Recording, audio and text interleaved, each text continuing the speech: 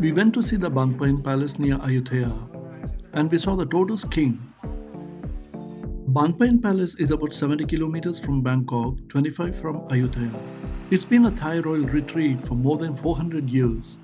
With its European architecture, manicured lawns, landscaped gardens, clear water bodies, and well kept temples, and buildings with plush interiors, the place gives us a hint of the lifestyle of the royal family. We only went there because it wasn't particularly too far from where I lived. As we finished looking around, overall we thought it was an average day. It was alright, but nothing too exciting. And then we saw him.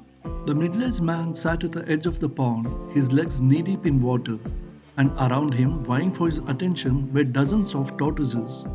The man was feeding them banana. He had a short bamboo stick. He would get a piece of banana at the sharp end of the stick and offer it to the tortoises one by one. It looked like he had enough supply to feed all his devoted fans who gathered around him. Compared to fish feeding we commonly witness in Thai temples, which always reminds us that in nature it is mostly the fittest who survive, this man seemed to give a fair share of banana bits to even those tortoises that got pushed away by their more aggressive peers. The tortoises seemed to be quite comfortable around him. We saw a particularly enterprising one attempt to help himself to the banana, but unfortunately for him, the effort was in vain. We learned that the man's wife worked in the palace. He came over thrice a day voluntarily to feed the tortoises with his own money. He attracted a fair number of tourists, many of whom also tried their hand in feeding the tortoises. I found it out that you better hold on to the bamboo stick firmly, if not, the tortoises can pull it away with the banana bits. It wasn't unusual for people to give him some money. I later learned that what we saw there were probably the black marsh tortoises. They are carnivore by nature, which means they also worked on their own to get their daily bread. What we saw was their coming over to their friend for their desserts. What is it that made these tortoises so comfortable around this man?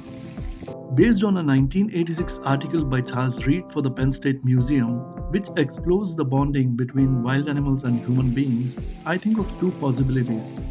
One, the tortoises were exposed to a friend when they were very young, so they got used to him easily.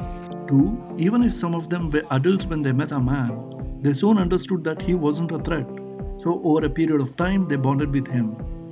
Many Thai temples keep tortoises on their premises. Once in a while, we come across news reports highlighting problems like the tortoises living in unsanitary conditions and even being stolen to be sold for their meat.